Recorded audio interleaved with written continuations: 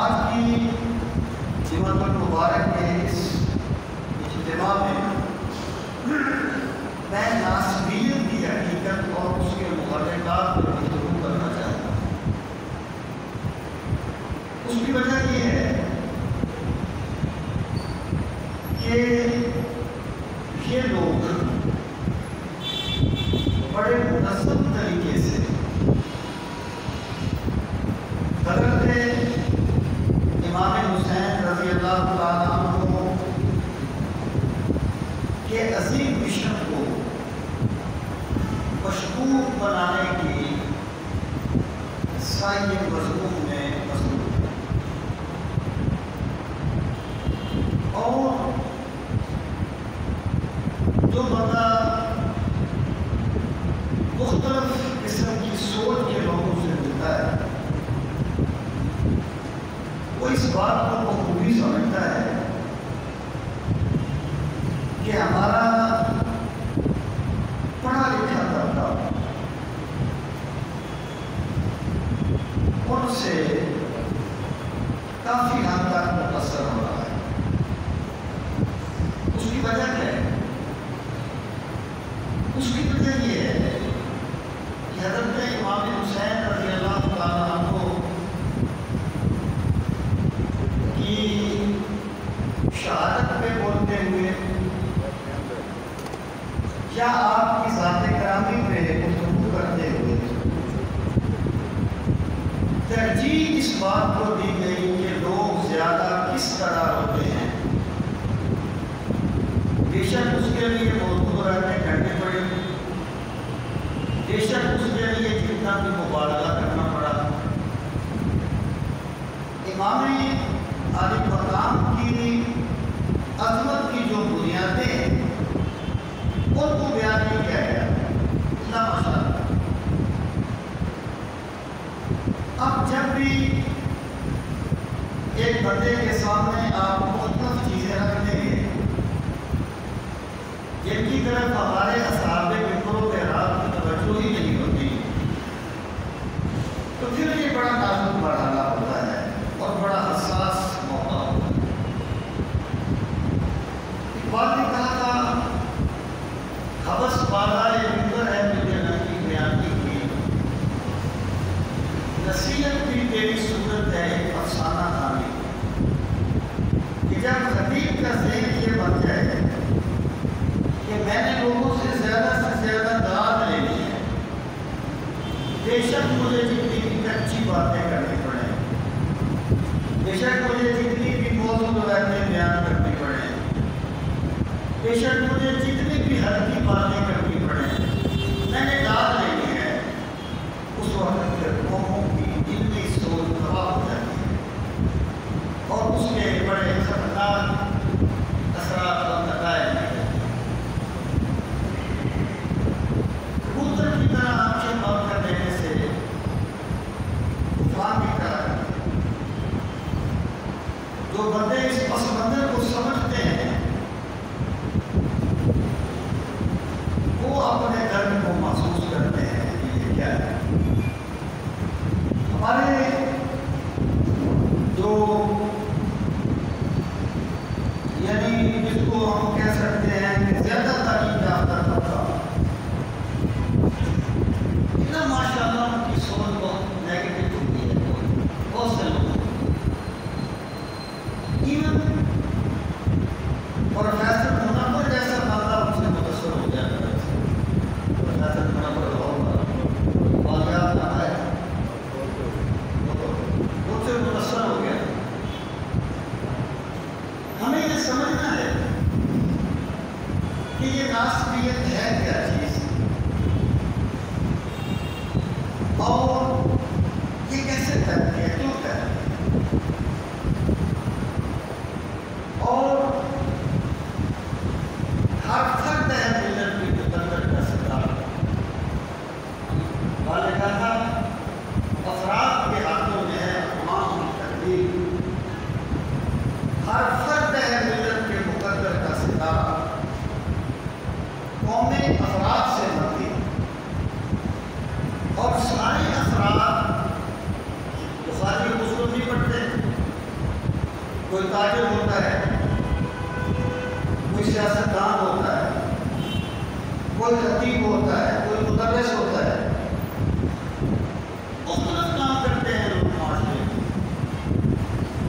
لیکن جب تک ہر بندہ اپنا حصہ نہیں ڈالے گا اس وقت تک ہم نے امام عالی مقام سے وفا نہیں کی۔ جب تک ہم امام حسین کے دشمنوں کی مضمون سائی کو روکنے کے لیے اپنی طرف سے پوری کوشش نہیں کریں گے۔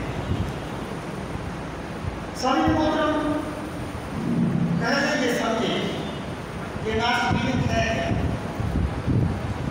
یہ ایک ٹرینڈ ہے۔ ہم بہت جلد دوسرے بندوں کے بارے میں کوئی بات کر دیتے ہیں اس کی کوئی حقیقت نہیں ہوتی۔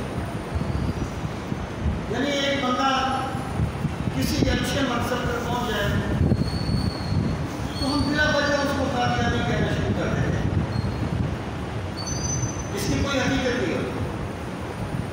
وہ شیخ صاحب نے کہا میں نے سنا ہے بڑا بندہ قادیانی ہے، میں نے کہا مجھ سے قسم دے لو السلام علیکم یا رسول اللہ علیہ وسلم، آپ اس سے رات کی خلاف کرنے لے کر خدا رسول اللہ ناسبیت کیا ہے؟ کچھ لوگوں نے تو اس بات کو پھیلا دیا کہ جو بندہ ناسبی نہیں ہے وہ ناسبی ہے۔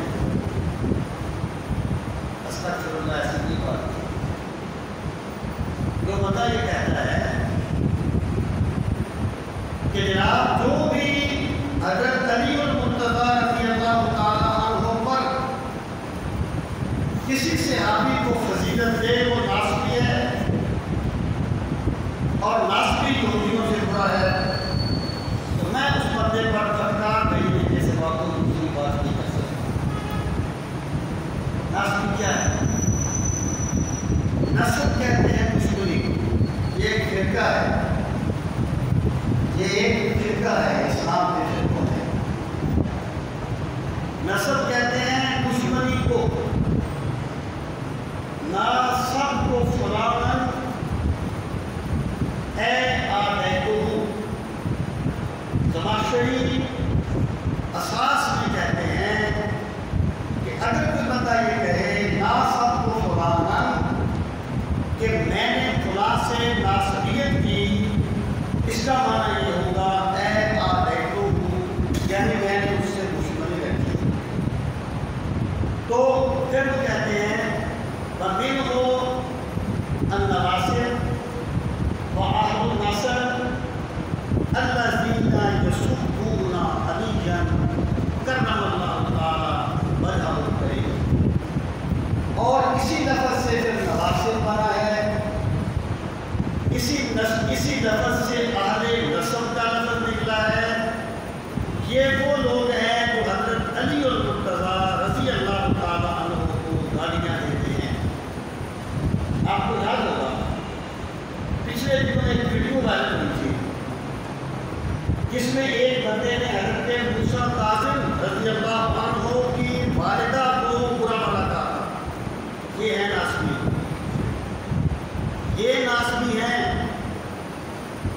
اور میں اللہ سے یہ دعا مانگتا رہتا ہوں کہ ناسبی اتنے مضبوط نہ ہوں کہ جس طرح کچھ لوگ صحابہ کو بازاروں میں گالیاں دیتے ہیں، کوئی اہل بیت کو بازاروں میں گالیاں دیتے ہیں۔ ناسبی وہ لوگ ہوتے ہیں جو اہل بیت سے بغض رکھتے ہیں، جس طریقے سے اہل وہ باطنیہ یا روافض وغیرہ صحابہ کرام سے بغض رکھتے ہیں، اور جس طرح وہ لوگ صحابہ کرام کو گالیاں دینا ثواب کا کام سمجھتے ہیں، اس طرح یہ اہل بیت کو گالیاں دینا ثواب کا کام سمجھتے ہیں۔ سامعین محترم، ایکچولی ہوتا یہ ہے کہ ہر بندے کا ایک فیلڈ ہوتا ہے، بندہ اپنے فیلڈ سے واقف ہوتا ہے۔ مثلا اگر کوئی بندہ فرض کرے اللہ معافی دے چور یا ڈاکو ہے، اسے پتہ ہوتا ہے اس علاقے میں کون چور یا ڈاکو ہے۔ کوئی بندہ ادبی ذوق رکھتا ہے، اسے پتہ ہوتا ہے اس کیا ہے کہ کبوتر جنس باہم جنس پرواز کبوتر کا کبوتر باز راواز کہ ہم جنس کے ساتھ پرواز کرتا ہے، کبوتر کے ساتھ اڑتا ہے، باز کے ساتھ اڑتا ہے۔ تو جن بندوں کا جو فیلڈ نہیں ہے انہیں نہیں پتا کہ ناسبیت کا فتنہ کیا ہے، لیکن جن بندوں کا جو فیلڈ ہے وہ جانتے ہیں کہ ناسبیت کا فتنہ کیا ہے۔ سامعین محترم، تاریخ میں تو نواسب موجود تھے، مختلف ناموں سے انہیں پکارا جاتا تھا، لیکن بڑے صغیر پاک و ہند میں ناسبیت کا آغاز محمود عباسی کی کتاب خلافت معاویہ الجدید سے۔ محمود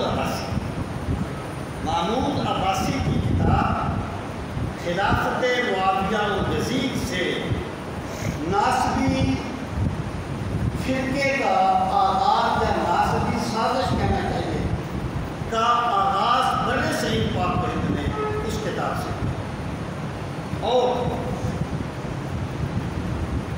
اس کتاب میں اس کا انجام وہ اس طرح کرتا ہے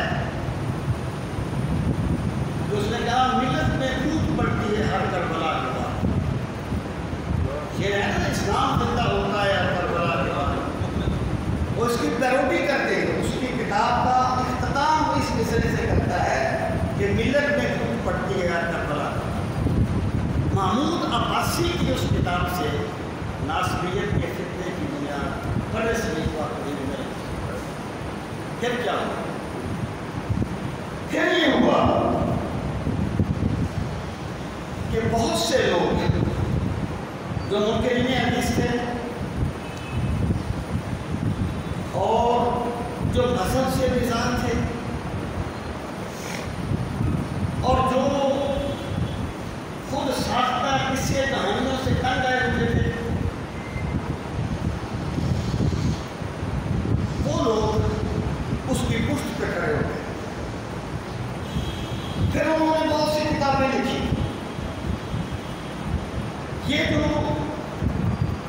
اس کا نام لیتے ہوئے بھی مجھے ہچکچاہٹ ہوتی، کتاب کا نام تھا حیات سیدنا یزید، کراچی کے ایک بندے کی پوری ایک تاریخ ہے، اس کا انہوں نے نام رکھا ہوا ہے انجمن عثمان غنی۔ یہ جو لوگ ہیں ناسبی،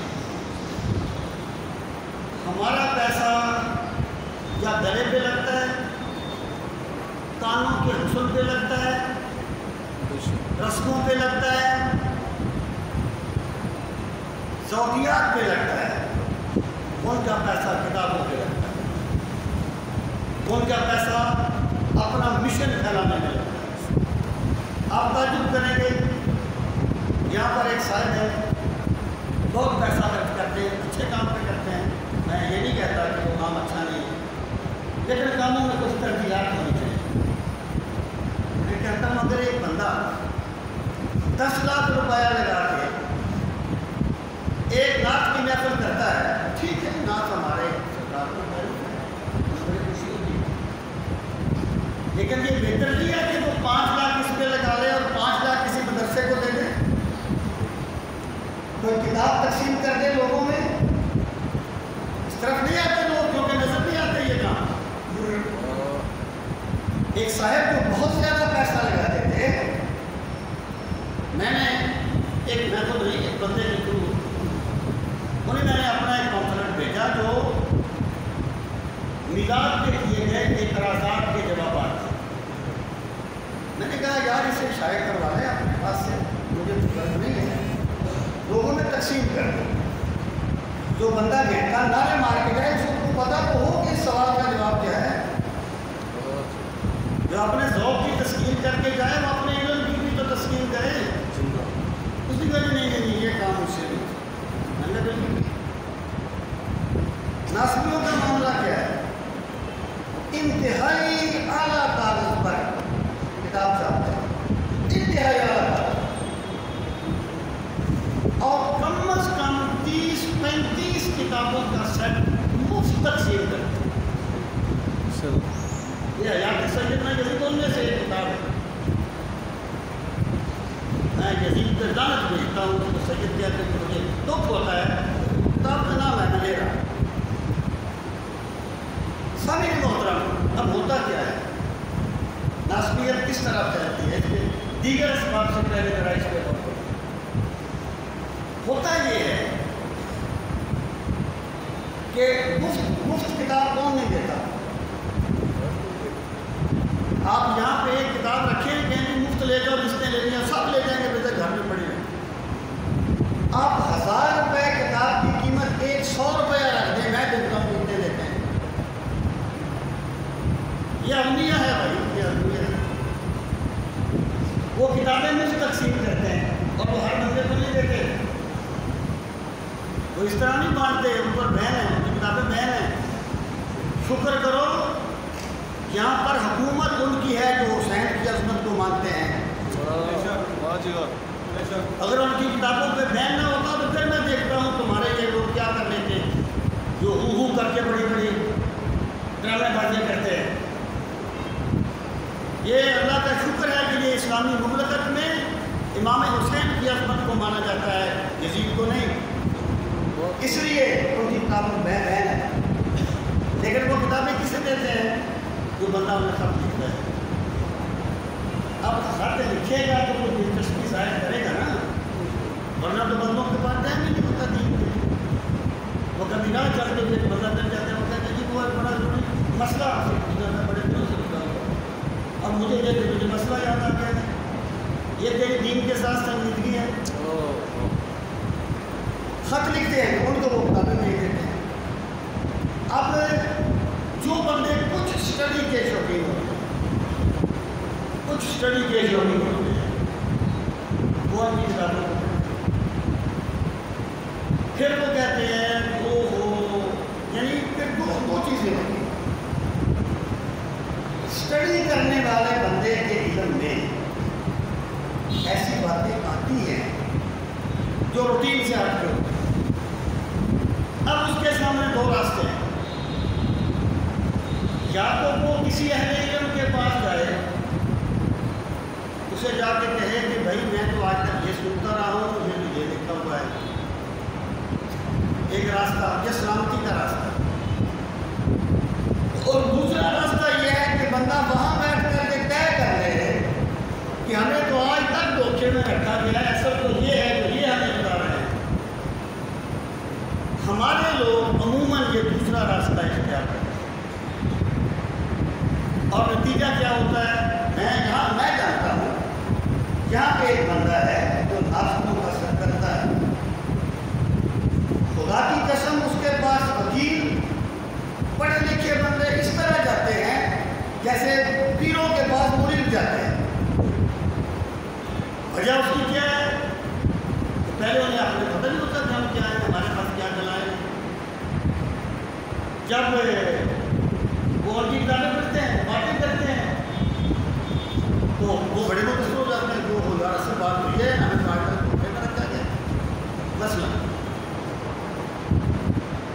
ان کی جو کتاب ہے یہ یزید کے بارے میں، جس کا میں نے ابھی نام لیا، اس کے بیک پیج میں ابن کثیر، یہ البدایہ و النہایہ، علامہ ابن کثیر کی کتاب ہے البدایہ و النہایہ، تاریخ، اس کی ایک عبارت لکھی ہے، ہم ترحم علیہ فجائز و مستحب۔ اس کا ترجمہ وہ یہ کرتا ہے، یعنی خرابی جو ہے نا وہ کتابوں میں نہیں ہوتی ہے، خرابی ترجمے میں لاتے ہیں۔ وہ اس کا ترجمہ یہ کرتا ہے کہ یزید کو رحمت اللہ علیہ کہنا نہ صرف جائز ہے بلکہ مستحب ہے۔ آگے لکھے ابن کثیر، جب ایک بندہ پڑھے گا ابن کثیر کی یہ عبارت، آپ کا کیا خیال ہے کہ وہ متاثر نہیں ہوگا؟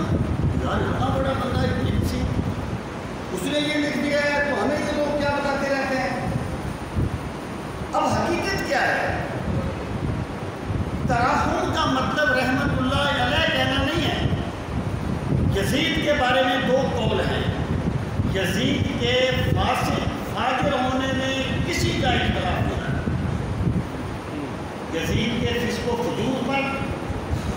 کسی کا اختلاف نہیں ہے۔ اختلاف کس میں ہے کہ یزید مسلمان ہے یا کافر ہے، فاسق و فاجر ہے یا کافر ہے۔ بہت سے لوگ ہیں اسے کافر کہتے ہیں، جیسے علامہ ابوسی اسے کافر کہتے ہیں، علامہ مذہبی اسے کافر کہتے ہیں، ابن جوزی اسے کافر کہتے ہیں، اور بہت سے لوگ یہ کہتے ہیں کہ وہ فاسق و فاجر، شرابی، کبابی سب کچھ ہے لیکن وہ کافر نہیں ہے۔ اب جو ایک بندہ کافر ہوتا ہے وہ جتنا بھی بڑے سے بڑا گناہگار ہو، بندہ دعا کرتا ہے، بندہ کہتا ہے اللہ سب رحم کرے، طرحوں سے وہاں پر یہ چیز مراد ہے۔ اس نے اس کو کر دیا رحمۃ اللہ تعالیٰ علیہ۔ اب آپ دیکھیں کتنا ناٹک مرحلہ ہے۔ اور پھر ایک چیز اور بھی آ رہی ہے، مثلاً اللہ تعالیٰ ہر چیز کا خالق ہے، لیکن اگر کوئی بندہ یہ کہے کہ اللہ تعالیٰ خنزیر کا خالق ہے، اللہ کو ہے جس نے خنزیر کو بنایا تو وہ کفر کرے گا۔ عموم میں ایک چیز کا لے آنا اور چیز ہے، لیکن خصوصی طور پہ ذکر کرنا اور چیز ہے۔ تو آج تک کسی نے یہ نہیں کہا کہ اللہ یزید پہ رحم کرے۔ ہر مسلمان کا یہی عقیدہ ہے کہ یزید فاسق و فاجر ہے، اللہ اس پر لعنت بھیجے، اللہ اسے اپنی رحمت سے دور کرے۔ نام لے کے کبھی کسی نے نہیں کہا، لیکن وہ چکر دیتے ہیں۔ پھر مسالے دنیا کی بات اور کر ہے۔ میں آپ سے یہ کہنا چاہتا ہوں کہ بڑے صغیر پاک و ہند میں ناسبیت کی تاریخ محمود عباسی کی کتاب سے پہلی، پھر اسے شمس الدین عظیمی، یہ بات یہ کیا نام تھا اس کا، محمد الدین بٹ، ایسے بندے مل گئے جنہوں نے اس کی بات کو آگے بڑھایا۔ اور آج بھی بہت سے بندے ہیں جو اس سوچ کو کہ یزید حق پر تھا اور حضرت امام حسین نے خامخواہ خروج کیا، اسے پھیلانے کے لیے رات دن ایک کر رہے ہیں، بڑی کتابیں تقسیم کرتے ہیں، بڑا لٹریچر تقسیم کرتے ہیں اور بڑی بڑی باتیں کرتے ہیں۔ یہ ہے ناسبیت کا پس منظر کہ ناسبیت ہے کیا چیز۔ میں پھر کہہ رہا ہوں، شان صحابہ بیان کرنے والا ناسبی نہیں ہوتا، اہل بیت کو سب و شتم کرنے والا ناسبی ہوتا۔ جس طرح کچھ لوگ صحابہ کو برا بھلا کہتے ہیں، ناسبی اہل بیت کو برا بھلا کہتے ہیں، ان کو ناسبی کہتے ہیں۔ سامعین محترم، آپ کو یاد ہے کہ ابھی انڈیا سے ایک کتاب چلی تھی، کوئی تقریباً 1200 صفحے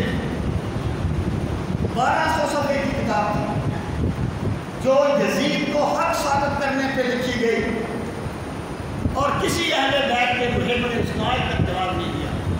نہ جانے ان کا پیسہ کس لیے ہے، ان کا علم کس لیے ہے، ان کے مرید کس لیے ہے، ان کے وسائل کس لیے ہیں، علمی جواب نہیں دیا آج تک۔ سنابلی کی وہ کتاب تھی، دنوں میں 1200 صفحے پر چھپی ہے، آج تک کسی نے اس کا جواب نہیں دیا۔ سامعین محترم، دلیل کی بات اپنا اثر چھوڑ، اس کا ایک اثر ہوتا ہے۔ یہ اپنی مجلسوں میں بیٹھ کر سر دھن لینے سے مسائل حل نہیں ہوتے۔ ہمیں اس فتنے کا سطح باب کرنا ہوگا، یہاں تک کسی میں ہمت ہے اس کا سطح باب کرنا ہوگا۔ اب آ جائیں اس بات کی طرف کہ ناسبیت کے محرکات کیا ہیں۔ محرکات سے میری مراد یہ ہے کہ کون سے لوگ ہیں، کیا وہ سوچ ہے جو ناسبیت کو قبول کرتی ہے، اس کی اسباب کیا ہے۔ اس بارے میں ایک دو باتیں ایسی بنیادی ہیں جنہیں کبھی فراموش نہیں کرنا چاہیے۔ جس بندے میں اسٹڈی کا شوق ہو اور پھر اس میں تکبر آ جائے، اسے بھٹکنے سے کوئی نہیں بتا سکتا۔ جو بندہ پڑھتا ہے اور پھر اس میں تکبر ہے، تکبر کا نتیجہ کیا ہوگا؟ ایک چیز عادت کرے گا، ہم اسے کہیں کہ یار کہ تو جو بات کر رہا ہے یہ متقدمین نے تو نہیں کی، یہ رومی، رازی، غزالی، قرطبی، عینی، انہوں نے تو اور باتیں کہی ہیں. وہ کہتا میں کسی کو نہیں مانتا، جو میں نے سمجھ لیا ہے وہ کسی کو سمجھ نہیں آیا. یہ تکبر ہے. تکبر جاہل کو بھی مارتا ہے، لیکن عالم کو جب تکبر اس پہ سوار ہو جائے تو وہ خود بھی مرتا ہے، پوری قوم کو بھی مار دیتا ہے. سمیع محترم، اب ذرا آ جائیں اس کے اسباب. جن لوگوں نے یہ کہا کہ حضرت امام حسین رضی اللہ تعالیٰ عنہ کو کربلا میں نہیں جانا چاہیے تھا، اور وہ جو عباسی ہے وہ کہتا ہے کہ ایک تو وہ امام نہیں کہتا حضرت امام حسین کو، وہ حضرت حسین کہتا ہے. ایک سے میرا واسطہ پڑا تو مجھے کہنے لگا مجھے حضرت بہت اچھا لگتا ہے. میں نے کہا تو امام کہتا ہے کہ تیری زبان پہ کروڑ آ جاتے ہیں، جب تو شیخ ابن تیمیہ کو امام ابن تیمیہ کہہ لیتا ہے تو حسین کو امام نہیں کہہ سکتا. یہ کیا بات ہے؟ تو یہ کہتا ہے کہ حضرت حسین یعنی حضرت امام حسین کی سعادت یہ تھی کہ انہوں نے آخری وقت میں کہا کہ مجھے یزید کے پاس جانے دو، میں ان کی بیعت کر لیتا ہوں. اگر وہ یہ نہ کہتے تو پھر بس کچھ نہیں تھا، استغفر اللہ اللہ یاد اللہ ان کے پاس. یعنی یہ ان کا نقطۂ نظر ہے. اب اس کی بنیاد کیا ہے؟ یہ جو امام حسین کی 3 شرطیں ہیں نا، اس کی طرف اشارہ کرتا ہے. میں نے اس پر شبیر و یزید میں ایک چیپٹر لکھا تھا، ان شرطوں کی حقیقت کیا ہے، اس کا راوی کون ہے، اس کی حقیقت کیا ہے. اچھا، وہ لوگ یہ کہتے ہیں کہ جی نظام چل رہا تھا، آخر امام حسین کو کیا ضرورت پڑی تھی کہ وہ چلے جاتے اپنے پورے قبیلے کو لے کر. دیکھیں یہ جو بات ہے نا، اور پھر ایک چیز اور بھی یاد رکھنا، ایک ہوتا ہے دلیل پر ایک رائے قائم کرنا، ایک ہوتا ہے رائے پہلے قائم کرنی پھر اس کے لیے دلیلیں ڈھونڈنا. یہ جو لوگ ہیں نا، کسی سبب سے بھی یہ رائے پہلے قائم کر لیتے ہیں اور پھر اس پر وہ دلیلیں دیتے ہیں. تو وہ کہتے ہیں کہ جی حضرت امام حسین کو کیا تھی کہ وہ چلے جاتے کربلا میں، اور اتنے لوگ تھے وہ نہیں گئے. دیکھیں دین کی 2 حیثیتیں ہیں. یہ میری باتیں آپ کو عجیب سی لگے گی، شاید بری بھی لگے، لیکن حقیقت ہے. حقیقت ہے. چمن میں طرح نوائی میری گوارا کر کہ کبھی سیر بھی کرتا ہے کالے دریا. میں اس مسئلے میں بڑی دیر سے ہوں، اس کا ایکشن اور ریئیکشن سارا کچھ میں اس کو بڑی سنجیدگی سے دیکھتا ہوں کہ یہ کیا ہے. دین کی 2 حیثیتیں ہیں. ایک ہے آئیڈیل دین. آئیڈیل دین، آئیڈیل دین کیا ہے کہ مسجدیں بھی اللہ کی عبادت سے قائم ہوں، آباد ہوں، عدالتوں میں بھی انصاف ہوتا ہو، بازاروں میں بھی امانت و دیانت ہو، سیاستدان بھی اسلامی سیاست کے مظہر ہو، زندگی کا ہر شعبہ جب اس سے اسلام کا نور نکلے تو کہا جائے گا یہاں آئیڈیل دین کا ہے. یہ آئیڈیل دین ہے. آئیڈیل دین میں ہر بندہ جس بھی شعبے میں ہو اور جس بھی زندگی کے گوشے میں وہ اسلامی تعلیمات کا مظہر ہوتا ہے. یہ آئیڈیل دین. اور دوسرا ہوتا ہے معمول بے دین۔ معمول بے دین کیا ہے؟ اللہ دیکھتا ہے کہ یار سیاست بد کرداروں کے ہاتھ میں آ گئی، تاجر بددیانت ہے، لوگ مفاد پرست ہیں، مذہبی طبقہ اپنے مفاد لینے میں مگن ہے، لیکن وہ کہتا ہے یار میں کیا کر سکتا ہوں سوائے اس کے کہ میں جو کچھ بات کر سکتا ہوں، دوستوں کو کہہ سکتا ہوں اور میں کیا کر سکتا ہوں۔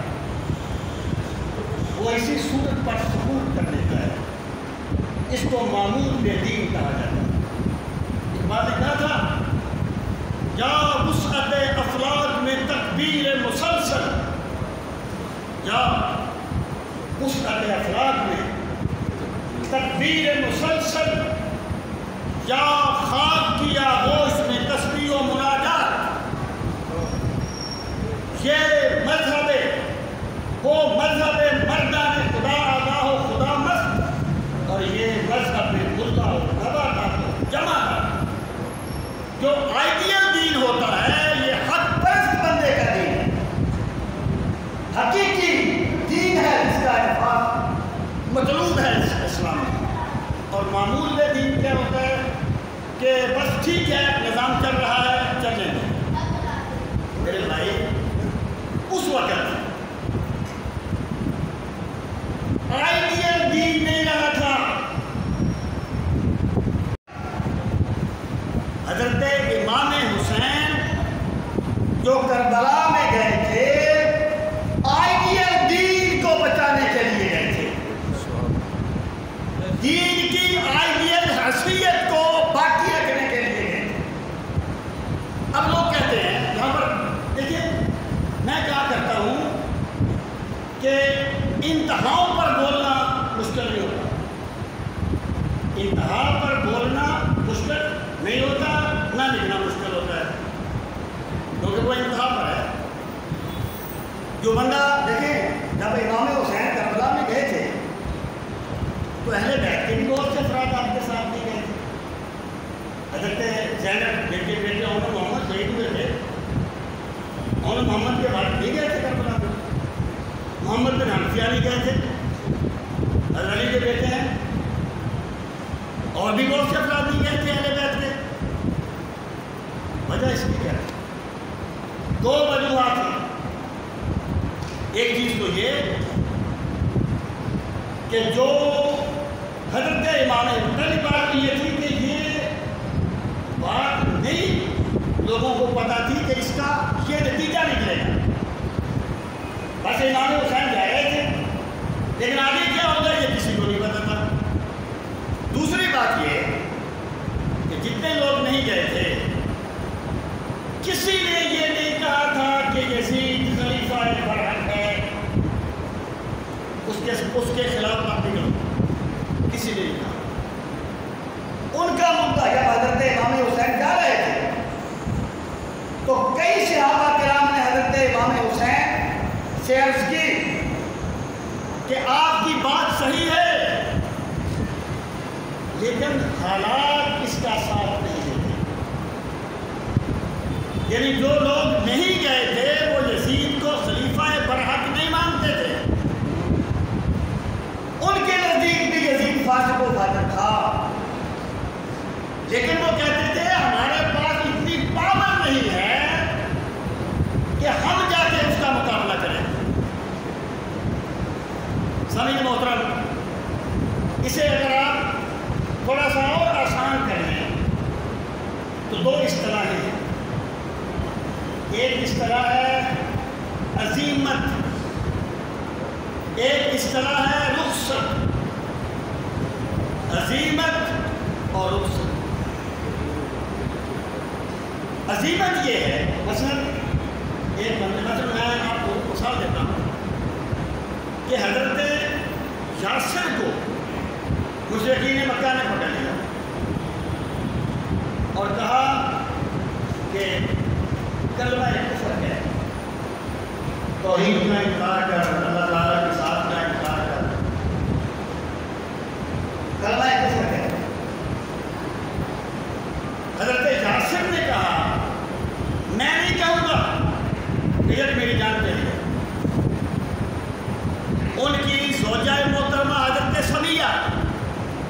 رضی اللہ تعالیٰ عنہ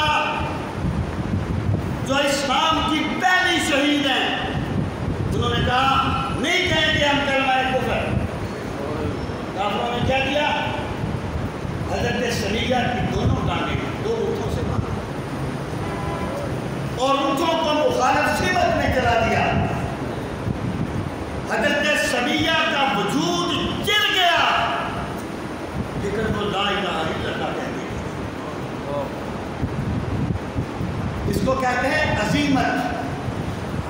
انہوں نے عزیمت پہ عمل کیا۔ اب حضرت یاسر اور حضرت سمیہ شہید ہو گئے۔ اب انہی کے بیٹے ہیں حضرت عمار رضی اللہ عنہ۔ حضرت عمار بن یاسر کا نام آپ کو سنا ہے۔ انہوں نے اپنے والدین کا انجام دیکھ لیا تھا۔ جب انہیں کہا کہ تم کلمہ کفر کہو ورنہ تمہارا بھی یہ حال کریں گے، انہوں نے وہ بات کہہ دی جو اسلامی تعلیمات کے مطابق نہیں تھی، اور پھر وہ ہوتے ہوئے سرکار کی بارگاہ میں کہنے لگے یا رسول اللہ صلی اللہ علیہ وسلم میں نے مجھے کہہ دیا۔ آپ نے فرمایا جب تم نے یہ بات کہی تو تمہارا دل حق پہ قائم تھا؟ فرمایا ہاں، میرے دل میں تو حق پہاڑ کی طرح تھا۔ تو سرکار نے فرمایا اللہ تجھ پر گرفت نہیں فرمائے گا۔ اب دیکھیے جو حضرت عمار نے کیا، حضرت سمیہ نے کیا، وہ عزیمت ہے، اور جو حضرت یاسر نے کیا اور حضرت سمیہ نے کیا وہ عزیمت ہے، اور جو حضرت عمار نے کیا وہ رخصت ہے، وہ رخصت ہے۔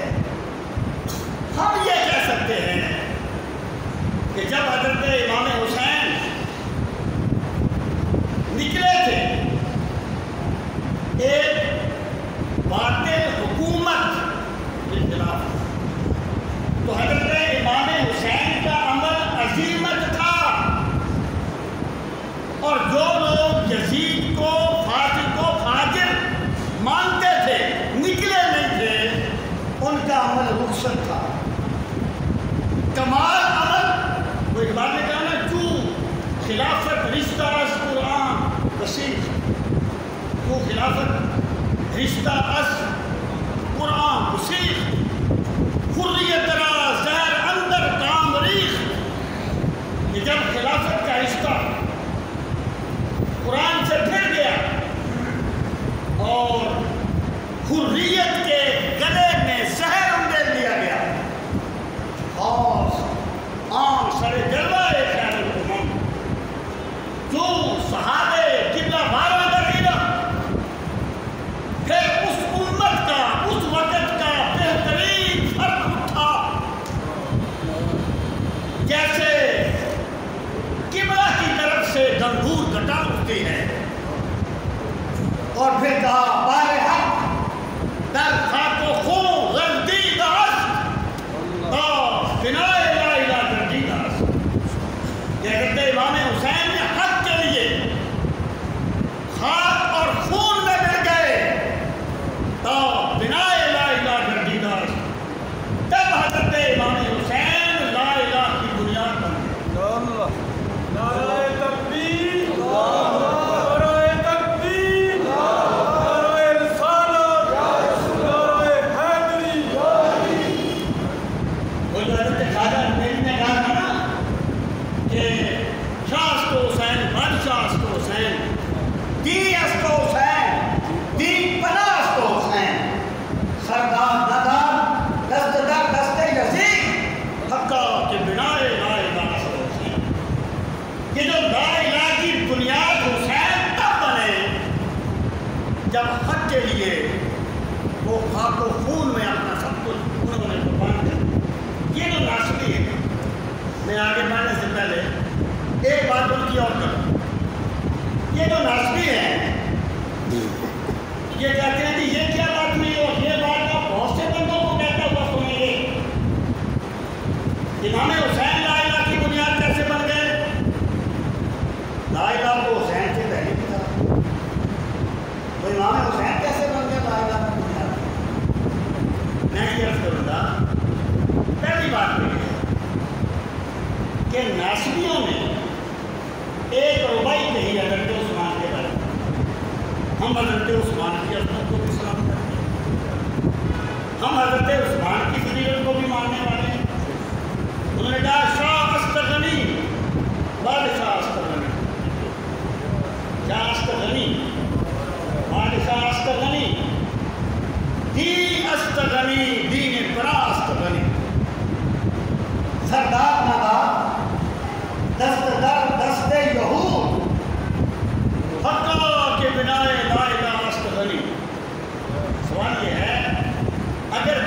حضرت حسین سے پہلے تھا تو حضرت عثمان غنی سے پہلے نہیں تھا. ہم صحابہ کی عظمت کو سلام کرتے ہیں, اہل بیت کی عظمت کو سلام کرتے ہیں, لیکن ہم اہل بیت کی عظمت کے نام پہ کسی صحابی کی توہین نہیں کرتے اور عظمت صحابہ کے نام پہ اہل بیت کی توہین نہیں کرتے. ہم سب کی عظمتوں کو سلام کرتے ہیں. سامعین محترم, یہ جو حقہ کے بنا لا الہ اس کو حسین کا اقبال نے کہا بار حق در خاک و خون غلطی داشت بنا لا الہ گردی داشت. یہ بنا لا الہ کیا ہے؟ ذرا اس کو غور فرمانا, بات سمجھ آئے. انہوں نے کہا بعض ایک اور مقام پر کہا کہ کس نہ گردد در جہاں محتاج کس, کس نہ گردد در جہاں محتاج کس, نقطہ شرع مبینی اصل و بس. کہ دین کی بنیاد کیا ہے؟ بندہ صرف رب کا محتاج ہو, اسے اپنی زندگی بسر کرنے کے لیے کسی کی غلامی اس کے راستے میں رکاوٹ نہ بنے. کس نہ گردد در جہاں محتاج کس, نقطہ شرع مبینی نصب و بس. شرع مبین کا یہی نقطہ ہے, حریت, آزادی, کہ بندہ صرف رب کا غلام ہو, کسی بندے کا غلام نہ ہو, آزادی کے ساتھ جیے. یہ جو حریت ہے نا, حریت, مولا حسین اسی حریت کا پورا امتیاز ہے اور اسی حریت کا علامتی نشان ہے. جب بھی کوئی تاریخ آزادی کے نام پر اٹھے گی اس کا آئیڈیل امام حسین ہے. تو مجھے بات یاد آ رہی ہے, کہتے ہیں کہ بابا گرو نانک نے اپنے کسی چیلے سے کہا کہ حسین کا دن منایا جائے. اس نے کہا حسین تو مسلمانوں کے ہیں, میں ان کا دن کیوں مناؤں؟ انہوں نے کہا اچھا پھر جا کر اپنی بہن سے نکاح کر لے. اس نے کہا حضرت ضمیر نہیں مانتا, بہن سے نکاح کرنے کو ضمیر نہیں مانتا. انہوں نے کہا مورخ, میں تجھے یہی بات کو بتانا چاہتا ہوں کہ حسین صرف مسلمانوں کا نہیں, حسین ہر اس شخص کا امام ہے جس کا ضمیر زندہ ہے.